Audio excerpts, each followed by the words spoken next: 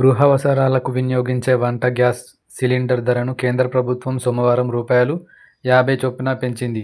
పెరిగిన ధరలు మంగళవారం నుంచే అమల్లోకి రానున్నాయి.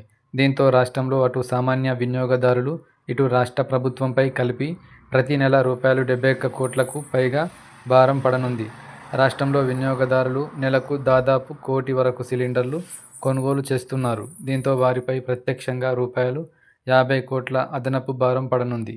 అలాగే మహాలక్ష్మి పథకం అమలు చేస్తున్న రాష్ట్ర ప్రభుత్వం ఆయా లబ్ధిదారులకు సంబంధించి రూ.21.45 కోట్లను అదనంగా చెల్లించనుంది. హైదరాబాదులో సిలిండర్ ధర రూ.855 నుంచి రూ.905కి పెరిగింది. పంపిణీ కేంద్రాల నుంచి దూరాన్ని బట్టి రవాణా ఛార్జీలను పరిగణలోకి తీసుకుంటే పలు జిల్లా కేంద్రాలు, ఇతర ప్రాంతాలలో ఇంకాస్త ఎక్కువ ధర పడుతుంది. ఉదాహరణకు నల్లగొండలో సిలిండర్ ధర రూ.877 ఉండగా అది ఇప్పుడు రూ.927కు చేరింది. రాష్ట్రంలో ప్రస్తుతం గ్యాస్ కనెక్షన్ల సంఖ్య 1,42,72,200. అందులో 42.90 లక్షల మందికి ప్రభుత్వం మహాలక్ష్మి పథకం కింద రూ.500కే సిలిండర్ను పంపిణీ చేస్తుంది. ధరలు ఎంత పెరిగినా ఆయా లబ్ధిదారులకు ప్రభుత్వం అదే ధరకు సిలిండర్ను సరఫరా చేస్తామని హామీ ఇచ్చింది.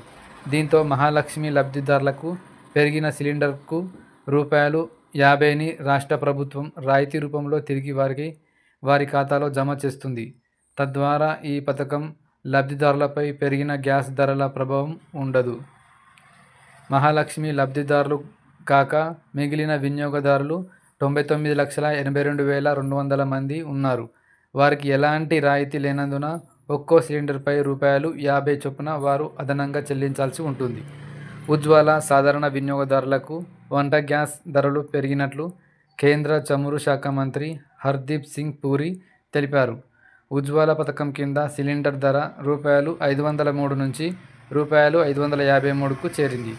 విజయవాడలో సిలిండర్ ధర రూ.825.50 నుంచి రూ.875.50కి పెరిగింది. ఎస్వీ ఛానల్ను లైక్ చేయండి, షేర్ చేయండి, సబ్స్క్రైబ్ చేయండి.